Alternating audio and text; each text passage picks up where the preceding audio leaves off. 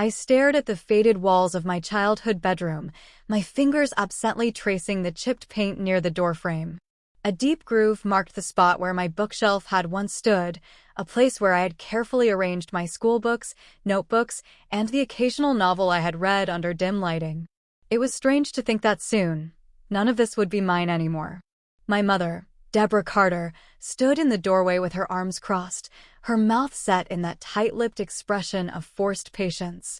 It was an expression I had grown used to over the years, one she wore whenever she was about to make a decision that would upend my life, without ever considering how I felt about it. "Lena, you need to start packing," she said, her tone firm but falsely sweet. "Ryan is moving in next week." I had expected this conversation for days, ever since she had started making comments about how Ryan needed a dedicated space to work. It wasn't new. Ryan always needed something. And somehow, without fail, whatever Ryan needed, Ryan got at my expense. "Mom," I said slowly, turning away from the wall. "Where exactly am I supposed to go?" She exhaled in irritation, as if I were the one being difficult. "You have a job, Lena. You're an adult. You'll be fine." Fine. That word again. She always used it when she wanted to dismiss my concerns, as if saying it would magically make everything okay.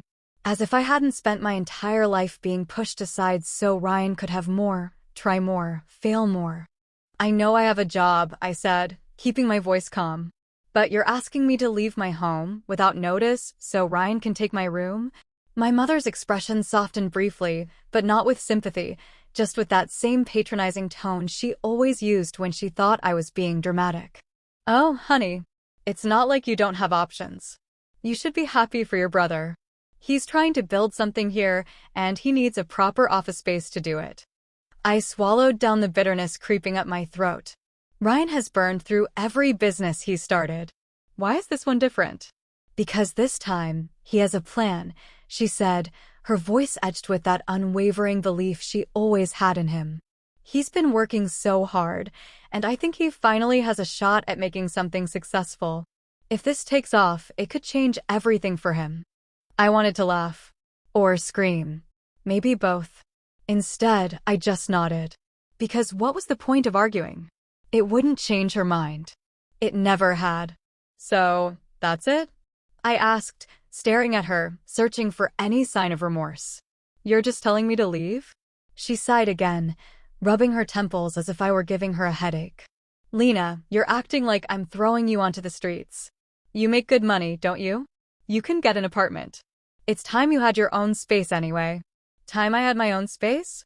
I wanted to scream. This house was mine just as much as it was Ryan's.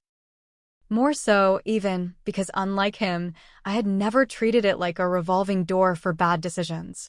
But in her eyes, Ryan needed it more. Ryan, who had never worked a stable job for more than 6 months. Ryan, who had taken out thousands in loans, only for every single business to fail. Ryan, who had somehow always remained the golden child. And me? I was the responsible one. The one who didn't need help, who didn't need attention. The one who was expected to just step aside, yet again, for the sake of her younger brother's ambitions. "Okay," I said finally, my voice even. Relief flashed across her face, followed by a small, almost dismissive smile. "See? I knew you'd understand. I always understood. That was the problem." She turned, already moving on from the conversation, as if she hadn't just upended my entire life.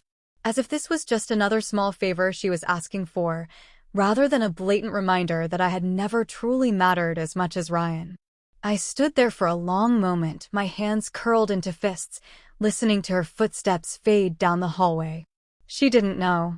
Neither of them did. 3 weeks ago, I had found the foreclosure notice buried beneath a stack of unopened mail on the kitchen counter. I had picked up the envelope, confusion settling in as I read the official letter inside. The house, our home, was in danger of being taken by the bank. At first, I thought there had been some mistake, some clerical error. But then I started digging. And what I found made me sick. My mother had remortgaged the house multiple times over the past few years, pulling out every last bit of equity she could, each time, using the money to fund Ryan's ventures. She had bled the house dry, believing in his endless cycle of doomed business ideas, and now there was nothing left. Except debt. And foreclosure. She hadn't told me. She hadn't told anyone. So I had taken matters into my own hands. I had attended the auction alone, standing in the back of the crowded courthouse, my heart pounding as the bidding started. I had watched as faceless investors fought over my childhood home, turning it into nothing more than an asset to be bought and sold. But I had come prepared.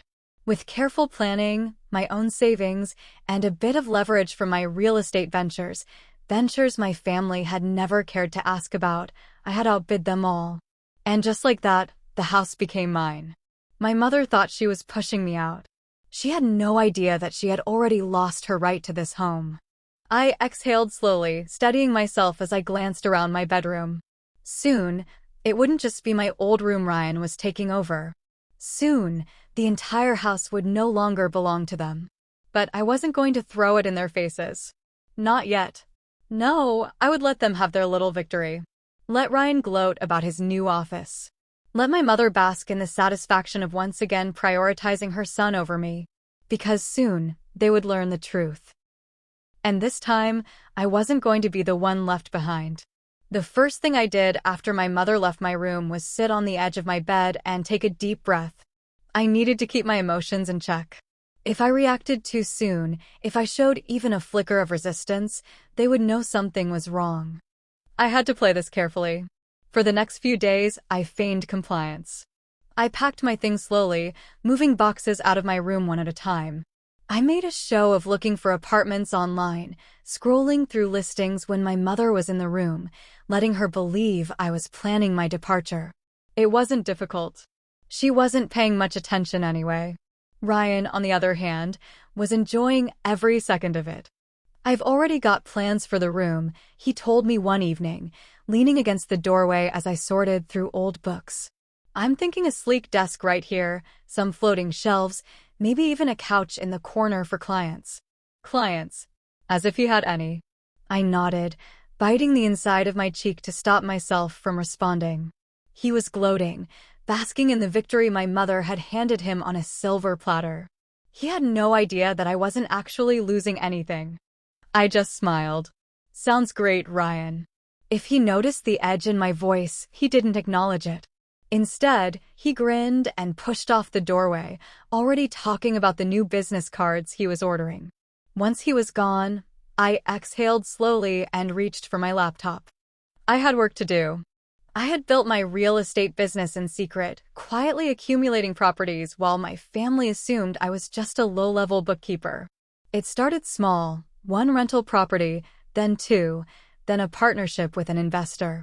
No one in my family had ever asked me what I actually did with my money. They thought I was just saving, just being responsible, just boring little Lena. But I had been working. I had been building something.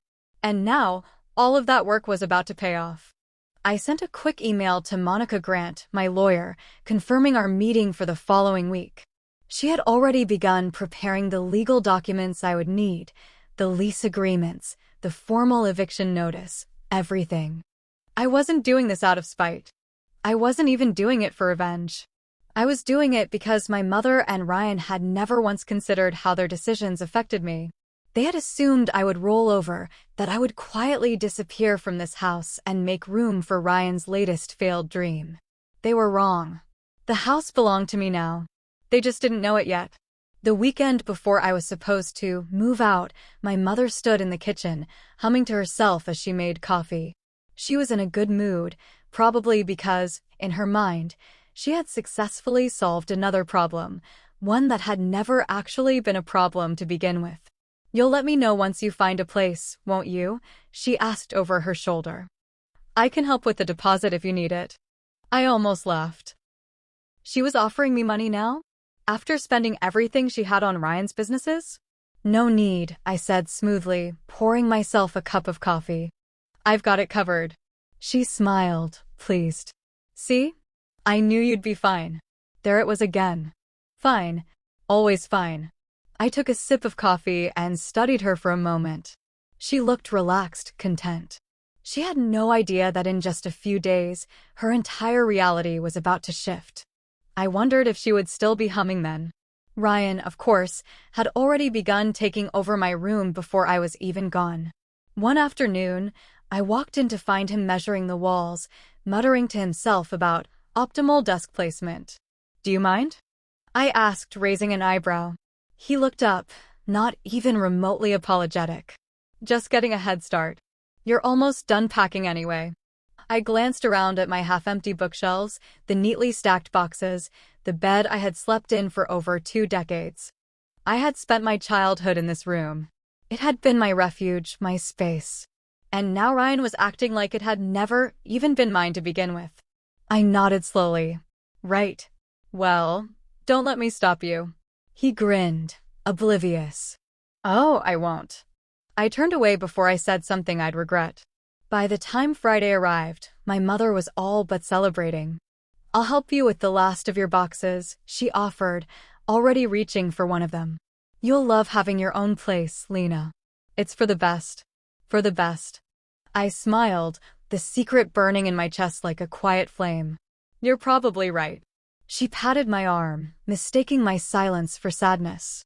"And hey, Ryan's really excited about this opportunity. He says he's going to have his first few clients soon." I hummed in response, already knowing how this would go. Ryan's businesses always started with grand promises. They ended in failure. But this time, he wouldn't have a safety net. This time, he would have to deal with the consequences. I finished loading my boxes into my car, an unnecessary act, but one I had to follow through with to maintain the illusion. I was leaving as far as they knew. And that's exactly what I wanted them to believe. That evening, I sat in a quiet coffee shop downtown, my laptop open in front of me. Monica Grant sat across from me, flipping through a stack of paperwork. "It's all ready," she said, sliding a thick envelope toward me. "The lease agreements, the notice, everything. The moment you decide to serve them, it's official." I exhaled, running my fingers over the envelope. "This is what you want?" she asked, watching me closely. I met her gaze. "It's what's necessary." She nodded. "Then let's make it happen."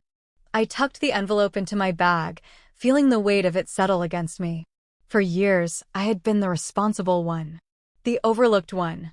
The one who had always been expected to step aside. Not anymore. This time, they would see me. This time, they would finally understand. I had always known my mother wasn't great with money, but I never realized just how deep the damage went until I found the foreclosure notice. It was a quiet Thursday evening when I discovered it, buried under a mess of unopened bills on the kitchen counter. I hadn't been snooping. I had just come downstairs for some tea, idly tidying up the clutter like I always did. But when I saw the letter from the bank, something in my gut told me to look closer. The paper was thick, official. The kind of letter no one ever wants to receive. The bold black print at the top confirmed my worst suspicion: notice of foreclosure. My hands trembled as I read the details. The house had been remortgaged multiple times over the last 5 years. Each time, my mother had pulled out more equity, draining what little financial stability we had. And it was all for Ryan. At first, I thought I had misunderstood. I sat down at the kitchen table, staring at the numbers, trying to make sense of them. But the truth was unavoidable. My mother had used the house as collateral to fund Ryan's endless cycle of doomed business ventures. She had gambled our home on his promises of success, and now she had lost. I had never felt so sick in my life. For a long moment, I just sat there, my heartbeat pounding in my ears. This wasn't just irresponsible. It was reckless. It was destructive. And worst of all, she hadn't told me. I was supposed to move out next week. I had been given an eviction notice from my own family, also Ryan could have a home office. For the next week, I worked in secret. I finalized my finances, making sure I had everything in place to make an aggressive bid. I contacted Monica Grant, my lawyer, to prepare for what would come next. Monica had been my legal advisor for the past 3 years, ever since I started my real estate ventures. She was sharp, ruthless when necessary, and most importantly, completely discreet. "You're sure about this?" she asked during our meeting. I nodded. They don't know yet. My mother still thinks she owns the house. I need to secure it first, then I'll decide how to handle them. Monica studied me for a moment before exhaling. All right, I'll get everything ready. Just remember, once you own it, there's no going back. You'll have full legal control. That was exactly what I wanted. By the time the auction day arrived, I was ready. I arrived at the courthouse early, dressed in my most professional attire. Most people in the room were investors, men in suits who barely spared me a glance. They weren't here for sentimental reasons. They were here for profit. Too bad for them, I wasn't planning on losing. When the bidding started, my heart pounded in my chest, but I kept my expression neutral. The opening bid was low, just enough to cover the outstanding debt. But as expected, multiple bidders jumped in quickly, trying to snatch up the property. I waited, watched, calculated. When the time was right, I raised my hand. 250,000. A few heads turned. The bidding war intensified, the price climbing higher. I stayed in. I pushed. And when I finally made my last bid, one high enough to make the other investors hesitate, the auctioneer's gavel slammed down. Sold to bidder number 47. I barely heard the rest. My hands tightened around my bidder card as reality sank in. The house belonged to me now. It took another week for the paperwork to finalize, but once it did, Monica wasted no time preparing the legal documents I needed. You're officially the owner, she said, sliding the deed across her desk. Congratulations. I stared at the paper, my name printed clearly at the top. For the first time in my life, I had complete control over my home. And they had no idea. I tucked the deed into my bag and exhaled. Now, it was time to let them know the truth. That evening, as I packed the last of my things, I could hear Ryan talking on the phone in his soon-to-be office. His voice was full of excitement, bragging to whoever was on the other end about his big plans. It was almost laughable. He had no idea that his office wasn't his to claim. Not unless he wanted to pay me rent. I finished sealing a box, feeling the weight of it settle in my chest. This was more than just a legal victory. It was proof that I had built something real, something lasting. I had spent years being overlooked, ignored, dismissed. But now, for the first time, I was the one holding the power. They had assumed I was just a bookkeeper. They had assumed I would step aside, like I always did. But they were wrong. By this time tomorrow, they would know the truth. And for the first time in my life, my family would have to answer to me. The night before my so-called move-out day, I barely slept. I wasn't nervous, I had planned too carefully for that, but anticipation kept my mind racing. Tomorrow, everything would change. By morning, I was up early, sipping my coffee as I stared out the window. The house was quiet, save for the distant sound of Ryan moving things into his new office. It would almost be funny if it weren't so tragic. I took my time getting ready, slipping into a crisp navy blazer and dark jeans. I wanted to look professional, composed. I wanted there to be no doubt that I was in control. By late afternoon, Monica arrived, punctual as ever. She stepped inside, adjusting the strap of her leather briefcase, her expression unreadable. "Are you ready for this?" I nodded, my grip tightening around the thick envelope in my hand. Inside were the legal documents, proof that I was the rightful owner of this house. She tilted her head slightly. "How do you think they'll react?" I exhaled, setting my coffee down on the counter. "Ryan will be furious. My mother. I don't know." Monica studied me, then gave a small nod. "Then let's get started." I gathered my mother and Ryan in the living room, standing by the fireplace as they settled onto the couch. Ryan looked smug, leaning back like he already owned the place. My mother, on the other hand, had that satisfied look of someone who thought she had successfully orchestrated yet another one of her family decisions. "So," Ryan started, stretching his arms across the back of the couch, "when are you officially out? I need to start setting up my space." I smiled, the kind of smile that wasn't meant to be friendly. "Actually, that's what we need to talk about." My mother frowned slightly. "Lena, what is this about?" I turned to Monica, who took a step forward, setting her briefcase on the coffee table.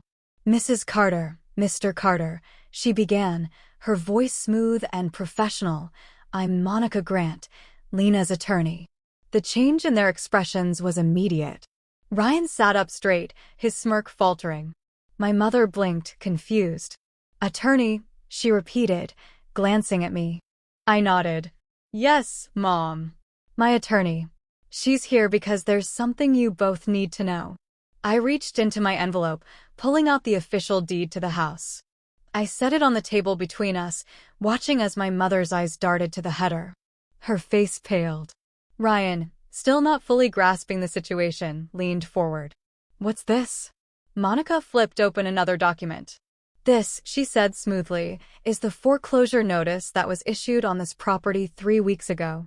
Mrs. Carter, as you're already aware, the house was remortgaged multiple times to fund various business ventures." I didn't miss the way my mother flinched at that. Ryan blinked. "Wait, what?" Monica continued as if he hadn't spoken. "Due to defaulted payments, the house was repossessed by the bank and scheduled for a foreclosure auction." She slid another paper forward. "This is the record of that auction." Ryan finally looked at me. "What auction?" I met his gaze, my expression unreadable. "The one where I bought the house." Silence. Pure, ringing silence. Then, my mother let out a breath, her hands gripping the armrests of the couch. "Lena," she said slowly, her voice shaking slightly. "What are you talking about?" I leaned forward, resting my elbows on my knees. "I found the foreclosure notice in the kitchen weeks ago, Mom. I realized the house was about to be taken from us. But instead of letting strangers buy it, I stepped in. I used my own money. I outbid the other buyers. And now, the house belongs to me." Ryan let out a short laugh, but there was no humor in it. "No. No way. That's ridiculous. You don't have that kind of money." I tilted my head. "Really? And why's that, Ryan? Because I wasn't wasting it on failed startups? Because I wasn't asking Mom for handouts every few months?" His face twisted. "That's not fair." I didn't back down. "No, what's not fair is that Mom risked everything our home for you. And she didn't even bother to tell me." My mother pressed a hand to her forehead. "Lena, I was going to figure it out." I stared at her. "Were you?" She swallowed, her shoulders slumping. "I just thought, if Ryan's business took off, we'd be okay." I sat back, exhaling. But it didn't. And now the house is mine. Ryan shook his head, still in disbelief. "So what, you're kicking us out?" Monica stepped in before I could answer. "Legally speaking, as the property owner, Lena has the right to determine tenancy. However, she is offering an alternative." I picked up the final document, setting it on the table. "I'm not kicking you out," I said, my voice firm. "But if you want to stay, you'll have to sign a lease." Ryan's expression darkened. "A lease?" I nodded. "Rent. Monthly. Just like any other tenant. No special treatment." He shot up from the couch. "This is insane. This is our house." "No, Ryan," I said, my voice sharpening, "it's mine." My mother looked like she had been physically struck. "Lena, you can't do this." I met her gaze, unflinching. "I can, and I am." She opened her mouth, but no words came out. The realization was sinking in. For the first time in her life, she wasn't the one in control. For the first time, Ryan wasn't the one being handed everything. Ryan's face was red with anger. "This is unbelievable. You've been sitting on this, letting me plan, letting Mom think everything was fine, just so you could pull this power move."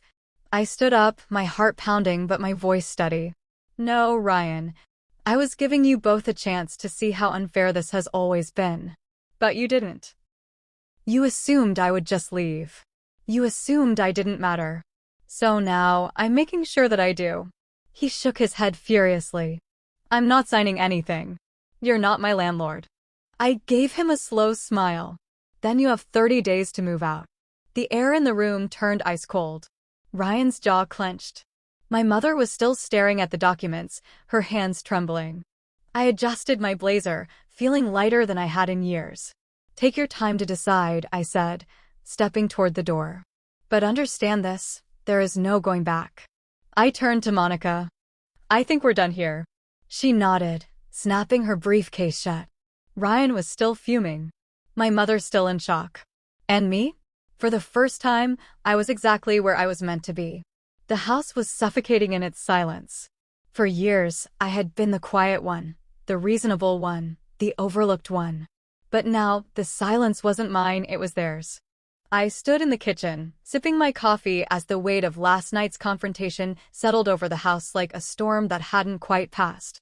My mother hadn't spoken to me since I dropped the lease agreement on the table.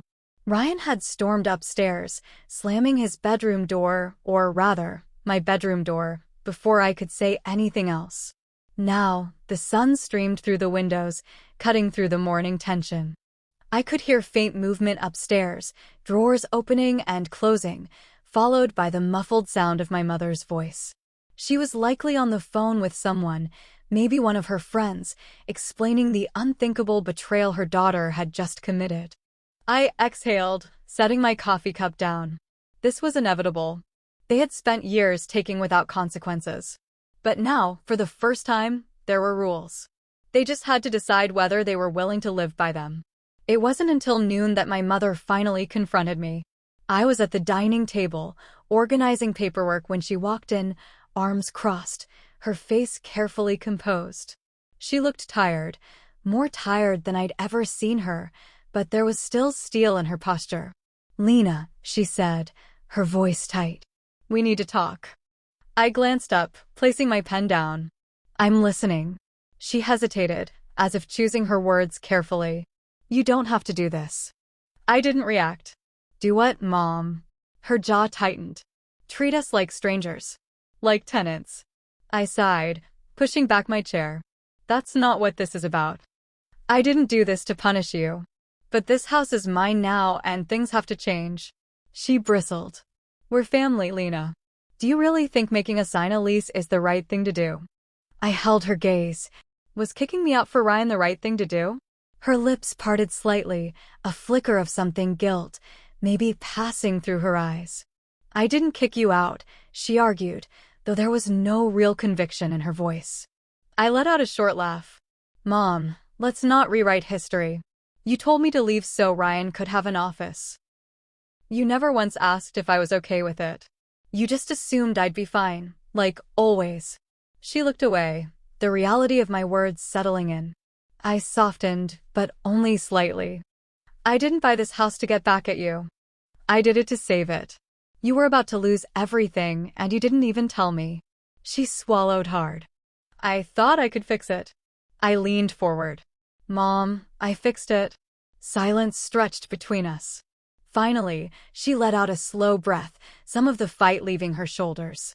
"And if we sign the lease? Then you stay," I said simply. "But things are different now.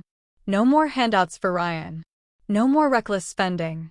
If you want to live here, you pay rent. Just like anyone else would." She nodded slowly, her fingers gripping the back of the chair. "I don't know if he'll go for it." I shrugged. "Then he has 30 days to find somewhere else." She flinched as if the words physically hurt. "I just don't want this to break the family," she whispered. I exhaled. "That's up to you and Ryan." She lingered for a moment, then nodded. Without another word, she turned and left the room. I closed my eyes, exhaling deeply. One battle down. One more to go.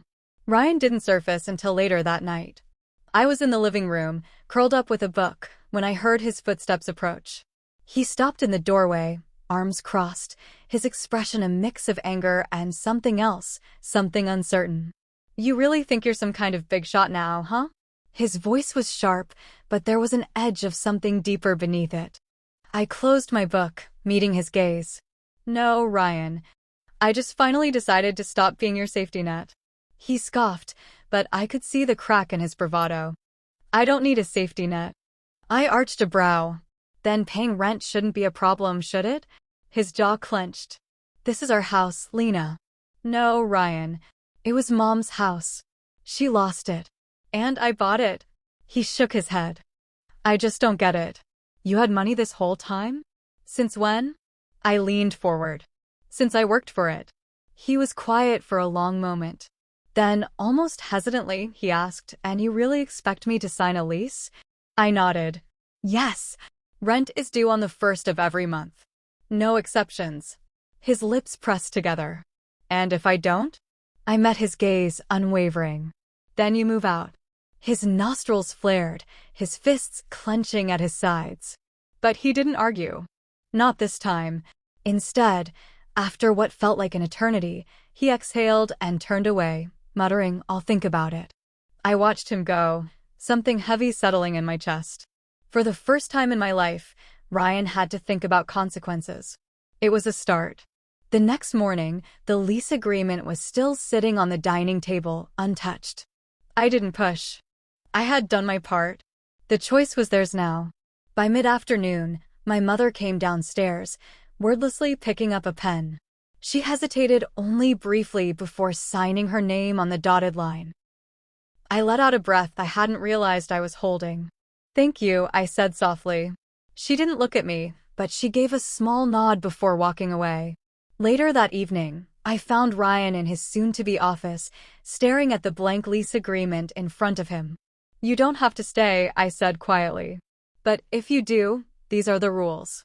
He didn't look up. "It's not about the rent, Lena." "Then what is it about?" He was silent for a moment, then finally admitted, "You won." I swallowed hard. It was never a competition, Ryan. He let out a bitter laugh. "Wasn't it?" I exhaled, stepping back. "Take your time." And then I left him there, alone with his decision. By the time the sun set, I found the signed lease agreement on the table. Ryan had signed. For the first time in years, responsibility had found him. And for the first time in my life, I wasn't the one being pushed aside. I had won. But the real battle, the one that mattered, was only just beginning. The house felt different now. It wasn't a sudden shift, but rather a slow, creeping change that settled over the walls and seeped into every interaction. The foundation of our family had cracked, and the fractures were impossible to ignore. Ryan barely spoke to me after signing the lease. He moved through the house like a ghost, avoiding eye contact, slamming doors, making it clear that while he had agreed to my terms, he resented every second of it. My mother wasn't much better. Though she had signed, she carried herself with the quiet, simmering energy of someone who believed she had been wronged but lacked the words to argue. She moved through her days carefully, almost hesitantly, as if unsure of where she fit in anymore. I told myself it didn't matter. I told myself this was exactly what I had wanted. But the silence was suffocating. It started small, Ryan refusing to move his things out of his new office, the space he had so confidently claimed as his own before realizing the house didn't belong to him. Every morning, I would pass by the room and see it still cluttered with his things, his desk, his whiteboard, his stacks of notebooks filled with half-formed business ideas. By the end of the first week, I confronted him.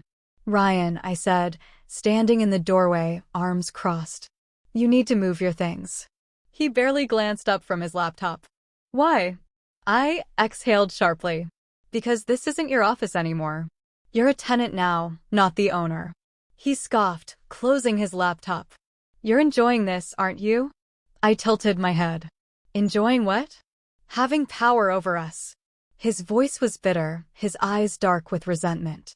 I sighed, pinching the bridge of my nose. "This isn't about power, Ryan. It's about responsibility. Something you've never had to deal with until now." His jaw clenched, but he didn't argue. I stepped further into the room, my voice firm.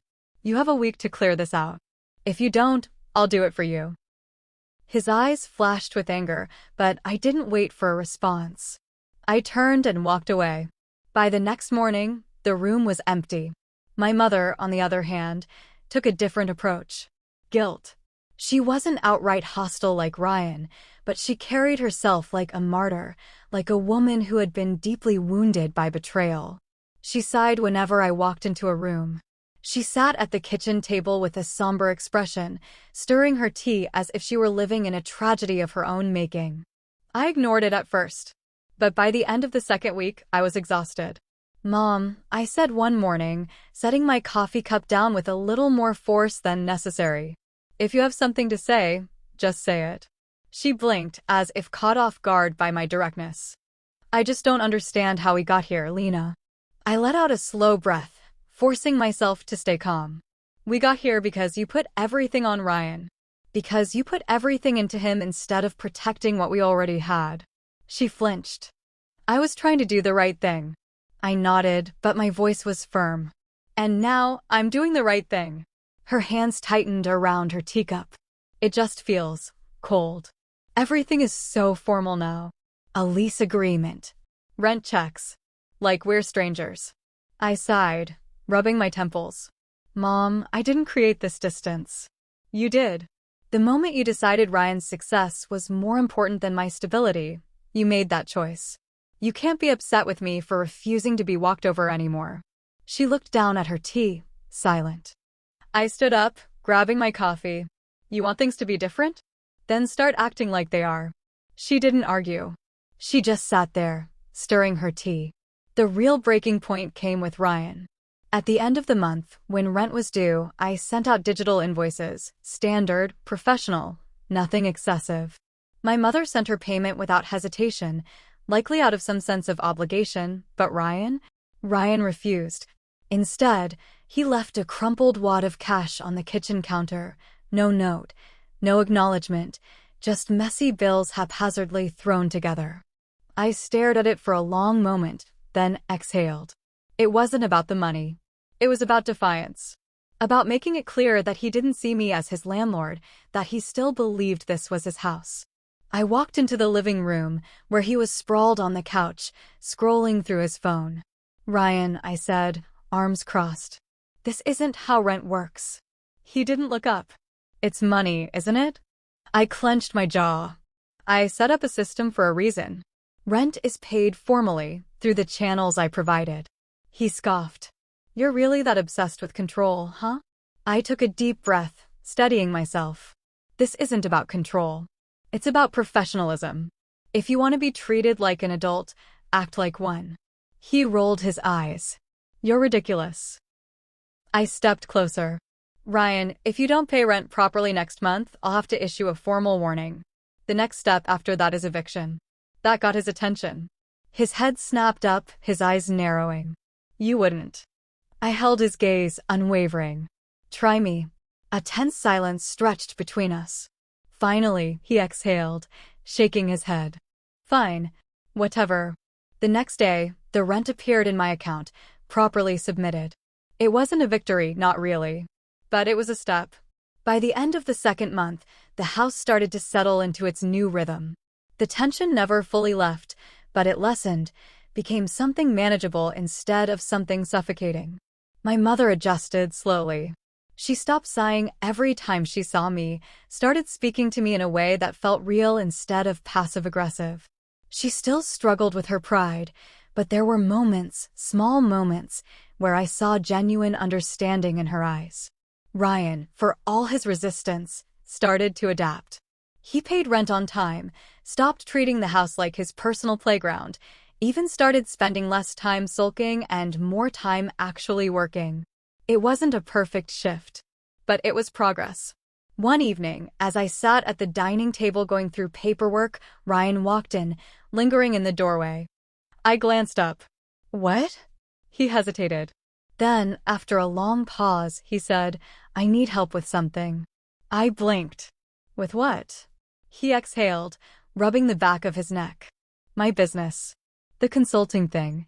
I don't want to screw it up this time. I studied him carefully, searching for the usual arrogance, the usual entitlement. But there was none. Just hesitation. Just uncertainty. I nodded slowly. Okay, sit down.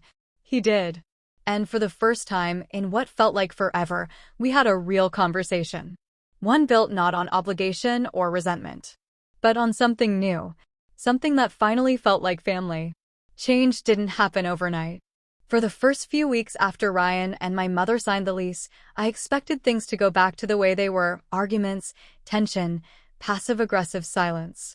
But instead, something else started to take shape. It wasn't instant. It wasn't easy. But for the first time in a long time, I could see the possibility of something different. The first shift came from my mother. She had always been proud, unwilling to admit when she was wrong, but something about this whole situation had shaken her. Maybe it was realizing how close she had come to losing everything. Maybe it was the fact that I had stepped in and saved what she couldn't. Or maybe, for the first time, she understood what I had been trying to tell her all along. One evening, I found her sitting at the kitchen table, staring down at a stack of pamphlets. When I walked in, she cleared her throat and pushed them into a neat pile, as if she had been caught doing something she shouldn't. I glanced at the top pamphlet. Ashton Community College, Business Fundamentals for Adults. I raised an eyebrow. Planning on going back to school? She exhaled, running a hand through her hair. I thought, maybe it's time I learned more about finances. I blinked. I hadn't expected that. You don't have to do that, I said carefully. She let out a small, almost bitter laugh. Lena, I should have done this years ago. I put all my faith in Ryan, and I didn't think twice about the numbers. I just assumed. I assumed we'd be fine. She shook her head, voice thick with frustration. I don't want to be that kind of person anymore. I sat down across from her, my heart suddenly too full. This was the woman I had been waiting to see my whole life. I nodded slowly. If you want help, I can sit down with you. Go over things. She hesitated, pride warring with acceptance. But then, she nodded. I'd like that. And just like that, something shifted between us. Ryan, on the other hand, still struggled with his ego. Even though he had started paying rent properly, he did it begrudgingly, and I knew it still bothered him that he had to answer to me. But slowly, very slowly, his attitude started to change. At first, it was small things.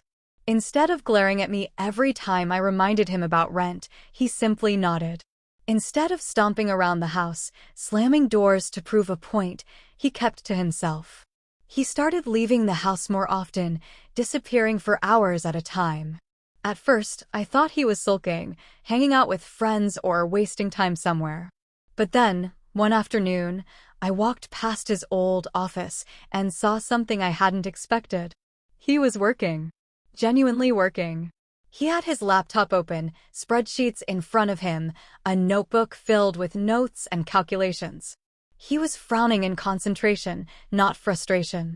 It was such a stark contrast to the Ryan I had always known, the one who talked big but never followed through, that I had to stop in my tracks. When he noticed me standing in the doorway, he looked up and sighed. What? I shrugged. Nothing. Just surprised to see you actually, doing business. He rolled his eyes. Very funny. I hesitated. You're actually serious about this, aren't you? His jaw tightened. Yeah, I am. I stepped inside, leaning against the door frame. So what's different this time? He exhaled, rubbing the back of his neck. I can't afford to fail again. He glanced at his laptop screen, something like doubt flickering in his eyes. And I won't ask Mom for money again. I watched him for a moment. This wasn't a temporary mood swing. This was something deeper. He wasn't just playing at being responsible, he was trying. I nodded, crossing my arms. All right, then tell me about it. His eyes flickered with surprise. What? Your business. Walk me through your plan. For a second, he hesitated. Then, as if challenging himself, he turned his laptop toward me and started explaining. Over the next few weeks, something strange happened. Ryan started listening to me. He came to me with questions, asking for advice on pricing, taxes, client retention. He didn't always like my answers, but he never dismissed them outright. Instead of chasing the next big, unrealistic startup idea, he focused on something tangible, small business digital solutions. Website development, social media marketing, branding. He wasn't trying to compete with major firms or build the next Silicon Valley empire. For the first time, he was being practical. And it was working. He started meeting with real clients, taking small but meaningful jobs. He put effort into structuring his business properly instead of just throwing money at ideas. He even took on a part-time job at Hudson Coffee Roasters to help fund his startup, something I never would have expected from him. It wasn't perfect. He still had moments where his ego flared up, where he got defensive if I pushed him too hard. but he was learning. And for the first time in his life, he was standing on his own 2 feet. One night, I was in the living room reading when Ryan walked in, looking hesitant. I raised an eyebrow. "What's up?" He lingered near the couch, rubbing his hands together. "I was looking at office spaces today." I blinked. "For what?" "For my business," he said, then quickly added, "Not yet. I can't afford one yet. But I wanted to see what's out there." I closed my book, studying him. "And?" He hesitated. "They're expensive." I smirked. "Yeah, welcome to reality." He exhaled, flopping onto the couch. "I just hate working out of my room. I need a real space, but I don't want to rush into something I can't afford." I watched him carefully. This was a Ryan I had never seen before. He was being cautious. It was weird, but in a good way. Then, an idea struck me. "I have a place," I said slowly. He glanced at me. "What?" "A rental space. Small, but it's in a good location." I shrugged. "If you're serious, I could lease it to you. At market value." His brows lifted. "You're offering me an office?" I smirked. "I'm offering you a business opportunity, if you're ready for it." For a long moment, he just stared at me. Then, something shifted in his expression, something I hadn't seen before. "Respect." "I'll think about it," he said. I nodded. "Good. You should." And just like that, the balance between us shifted again. Things weren't perfect. My mother still struggled with her pride. Ryan still had moments where his old habits tried to creep back in. And I still had years of resentment buried deep inside me, wounds that wouldn't heal overnight. But for the first time, we weren't a family built on imbalance. For the first time, Ryan was earning his place, not just being handed it. For the first time, my mother was learning instead of assuming. And for the first time, I wasn't the one being pushed aside. The house that once symbolized favoritism and unfairness was turning into something else. Something real. Something stable. And for the first time in my life, I felt like I had finally won. The rhythm of the house had changed. It wasn't an immediate transformation, but rather a slow, cautious shift in the way we interacted with each other. The tension that had once been thick in the air had started to thin, replaced by something else, something unfamiliar, but not entirely unwelcome. Respect. It had started small, almost unnoticeable at first. My mother no longer avoided eye contact when paying rent. Ryan stopped making passive-aggressive remarks every time I reminded him of deadlines. But the biggest change was Ryan himself. For the first time in his life, he was genuinely trying. And for the first time, I was willing to help him. One evening, I found Ryan hunched over the dining table, his laptop open, a stack of papers spread out in front of him. His brows were furrowed in concentration, his pen tapping absently against the wooden surface. I paused in the doorway, watching him for a moment. He had never looked this serious about anything before. "Working late?" I finally asked, stepping into the room. He looked up, blinking as if he hadn't even noticed how long he'd been sitting there. "Yeah. I've been trying to finalize my business plan, but there's so much I don't know." I raised an eyebrow. "Like what?" He sighed, rubbing the back of his neck. "Taxes. Contracts. Pricing structures. I don't want to screw this up, Lena. Not again." I studied him, searching for the usual arrogance, the usual bravado that had defined him for so long. But it wasn't there. This wasn't the Ryan who made empty promises and threw money at bad ideas. This was someone different. Someone who had finally realized that failure wasn't just an inconvenience, it had consequences. I pulled out a chair and sat across from him. "All right, let's go through it together." His brows lifted slightly.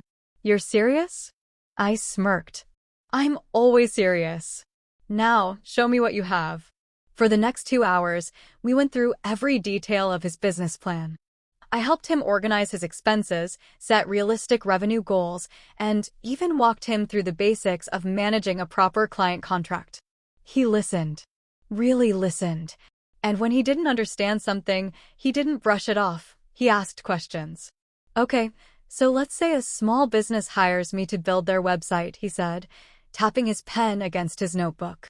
How do I make sure they don't ghost me before paying the full amount? I leaned back in my chair. You require an upfront deposit. At least 50% before you start any work. He nodded, scribbling it down. And what if they try to underpay me at the end? That's why you have a contract, I explained. Outline the payment terms clearly and make sure they sign before you do anything. If they try to back out, you have legal grounds to demand full payment. Ryan exhaled, shaking his head. I should have done this years ago. I smirked. Yeah, you should have. He chuckled, but there was something genuine in his expression. Something I hadn't seen in a long time. Gratitude. A week later, Ryan made a decision that surprised me. He took the part-time job at Hudson Coffee Roasters. I had expected resistance, some kind of excuse about how working a regular job was beneath him. But instead, he shrugged and said, if I want to fund my business the right way, I need steady income. No more gambling on loans or mom's money. I had no words. He was learning. Actually learning. On his first day, I stopped by the coffee shop after work, half expecting him to be sulking behind the counter. Instead, I found him focused, moving efficiently as he took orders and managed the espresso machine like he'd been doing it for years. When he finally noticed me, he smirked. You here to check if I actually showed up? I sipped my coffee. No. I'm here because I was craving a latte. The fact that you're actually working is just a bonus. He snorted, shaking his head. You're never gonna let me live this down, are you? I grinned. Not a chance. But the truth was, I was proud of him. Not because he had a job. Not because he was making money. But because, for the first time, he wasn't expecting someone else to fix his problems. As weeks passed, Ryan's business slowly started to take shape. He secured his first few paying clients, local businesses that needed website development and digital marketing assistance. His confidence grew, but this time, it wasn't built on empty words. It was real. One evening, he approached me with a hesitant look. I've been thinking about your offer, he said. I raised an eyebrow. Which offer? The office space, he clarified. I think I'm ready to rent it. I studied him carefully. Are you sure? He nodded. I'm still saving up, but I ran the numbers and I can afford it in another 2 months. I leaned back in my chair, tapping my fingers against the table. All right. I'll hold it for you. He looked surprised. You don't have to do that. I shrugged. I want to see you succeed, Ryan. But I also want to see you do it the right way. If that means giving you a little time, so be it. For a long moment, he just stared at me. Then, with a rare sincerity, he said, Thanks, Lena. And for the first time in years, I knew he actually meant it. One evening, our mother sat at the dining table with a thick binder open in front of her, flipping through notes from her business class. She had been going every week, slowly but steadily learning about personal finance and small business management. Ryan walked in, grabbed a cup of coffee, and glanced at her notes. Mom, are you actually studying? He teased, smirking. She rolled her eyes. Yes, Ryan. Some of us are trying to make better financial choices. Ryan chuckled, taking a seat across from her. Guess we're both turning over a new leaf, huh? She smiled, an actual, real smile. Looks like it. I watched them, my heart feeling something unfamiliar. Not resentment. Not frustration. But warmth. This wasn't the family dynamic I had grown up with. It wasn't the unfair, one-sided relationship where Ryan got everything and I got nothing. It was different. Balanced. For the first time, we weren't operating on blind favoritism or resentment. We were growing. Together. And I had never felt more at peace. Late that night, Ryan knocked on my door.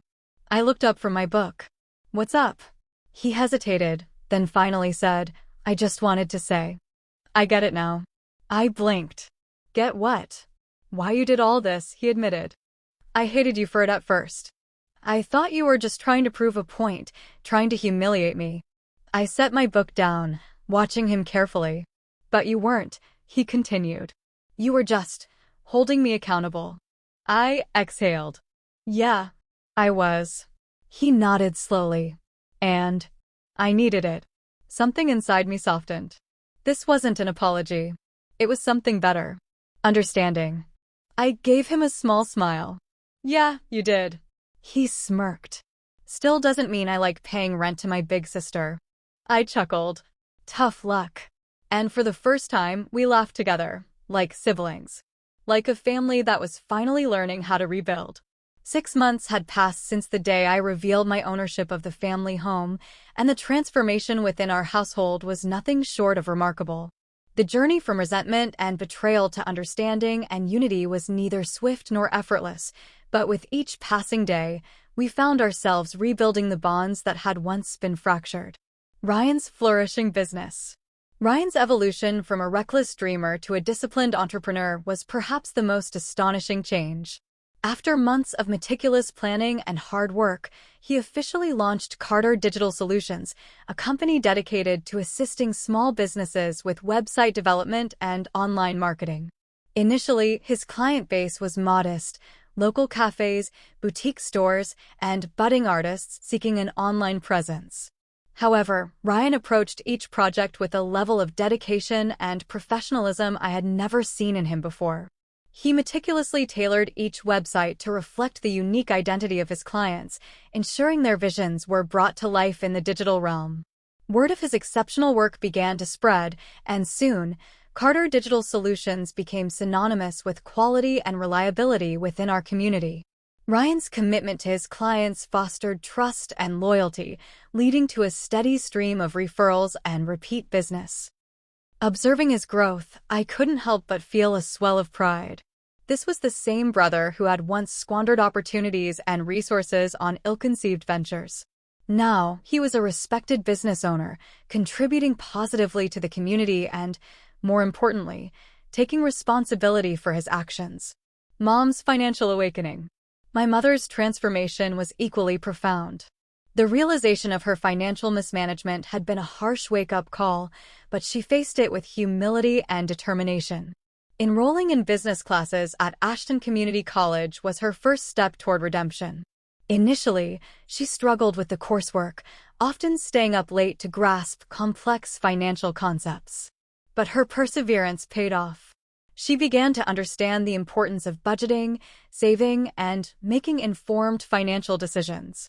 This newfound knowledge empowered her, and she started applying these principles to our household finances. Gone were the days of impulsive spending and blind faith in risky ventures. Mom became the pillar of financial stability in our home, meticulously planning expenses and setting aside savings for emergencies. Her transformation not only secured our family's future, but also served as a testament to the power of self-improvement.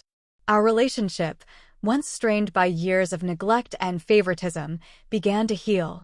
We spent evenings discussing her classes, sharing insights, and even collaborating on small investment ideas.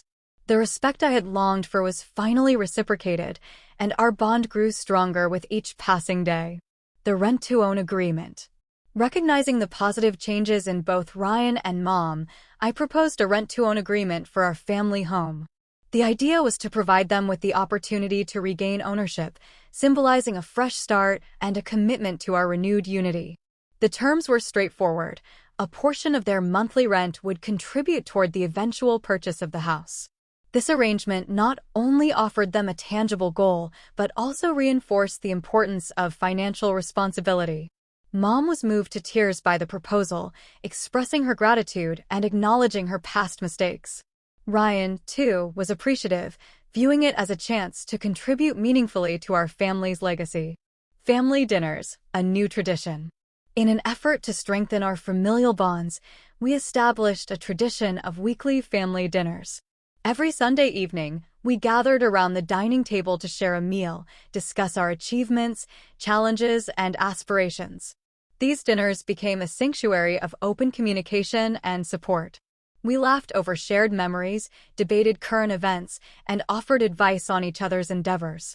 The atmosphere was a stark contrast to the tension that once permeated our home. One evening, as we sat enjoying Mom's homemade lasagna, Ryan raised his glass and proposed a toast.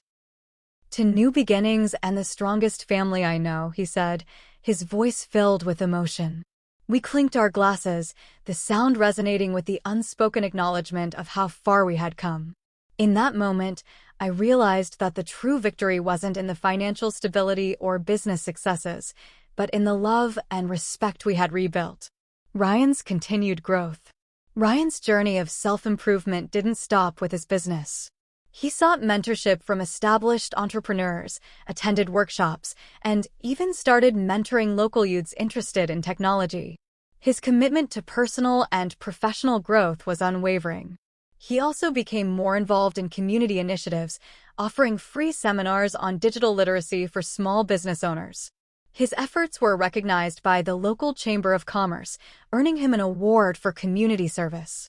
Our relationship, once marred by rivalry and resentment, evolved into one of mutual support and admiration. We collaborated on projects, shared insights, and celebrated each other's successes.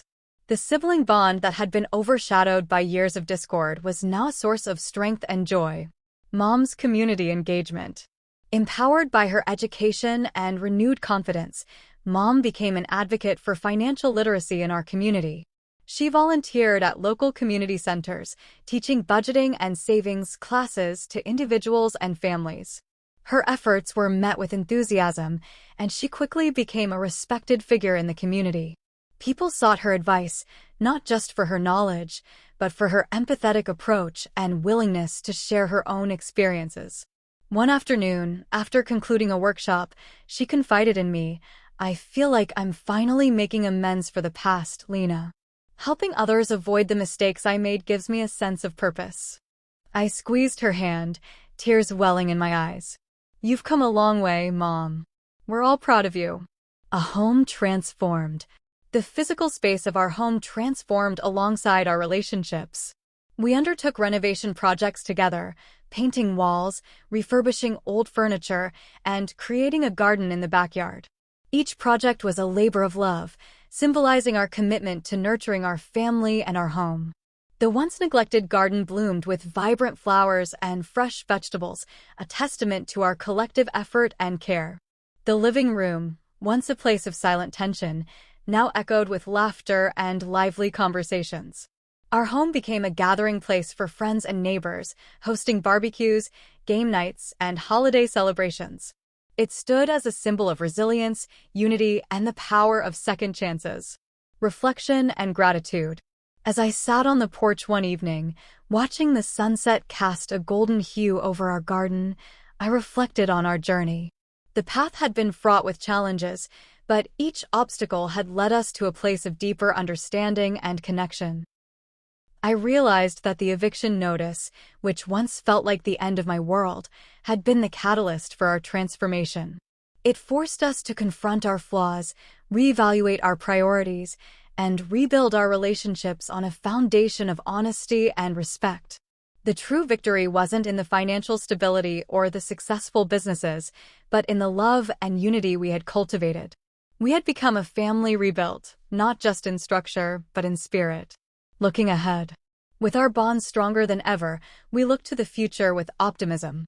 Ryan planned to expand his business, aiming to provide internships for local youths interested in technology. Mom aspired to establish a nonprofit organization dedicated to financial education in underserved communities. As for me, I continued to grow my real estate business, but with a renewed focus on community development and affordable housing initiatives. The experiences of the past. 6 months had passed since I had reclaimed our family home, not just on paper, but in the way that truly mattered. What had once been a house filled with tension, bitterness, and misplaced expectations had transformed into something entirely different. It wasn't perfect, but for the first time in my life, it felt fair. Ryan had grown. Mom had changed. And me? I had finally stopped feeling invisible. But the real victory wasn't in owning the house. It wasn't in forcing them to pay rent or proving that I was the responsible one. The real victory was watching my family become something better than it had ever been before. Ryan's business takes off. Ryan's business, Carter Digital Solutions, was no longer just an idea scribbled in a notebook. It was real, thriving, and steadily growing. It hadn't been easy for him. Nothing worth having ever was. He had struggled at first, juggling his part-time job at Hudson Coffee Roasters while trying to build a reputation as a reliable web consultant. But over time, through sheer persistence and a newfound discipline, things started to fall into place. His first major breakthrough came when Walker and Sons Hardware, a well-established local business, hired him to revamp their website and digital marketing strategy. It was his biggest project yet, and instead of rushing into it blindly like he might have before, he took his time, researching, planning, and executing each phase with precision. The result? A sleek, functional website that boosted the company's online presence, attracting more customers than they had seen in years. After that, word of mouth spread. Carter Digital Solutions wasn't just another failed startup. It was a business built on hard work, and people recognized that. By the end of the 6 months, Ryan had moved out of his bedroom office and into the rental space I had offered him. He paid market value for it, signing the lease without complaint. It wasn't just an office. It was proof of his commitment, proof that he was finally standing on his own 2 feet. One evening, he invited me over to see his new setup. The space was small but professional, neatly arranged desks, a whiteboard filled with project notes, and a sleek logo on the door that read, Carter Digital Solutions. I leaned against the doorway, taking it all in. "You've come a long way," I admitted. Ryan smirked. "Yeah, well, I had a decent landlord to keep me in check." I chuckled, shaking my head. "Don't push your luck." But deep down, I was proud of him. And for the first time, I knew he was proud of himself, too. Mom's transformation. Mom's journey was just as impressive, though in a quieter way.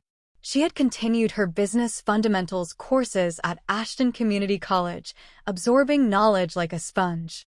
The woman who had once ignored financial responsibility, who had blindly poured money into Ryan's ventures without a second thought, was now the same woman teaching others how to avoid the same mistakes. She started volunteering at the Harrison Community Center, running workshops on financial literacy. What started as a small initiative quickly gained traction, and before long, she was helping dozens of families learn how to manage their budgets, plan for the future, and break the cycle of financial instability. One afternoon, as I walked into the community center to drop off some paperwork for her, I saw something that made me pause. She was standing in front of a small group of people, single mothers, young couples, older individuals looking to regain control over their finances, speaking with confidence and passion. "You don't have to have a 6-figure salary to build stability," she was saying. "You just need knowledge and discipline. If I can turn things around, so can you."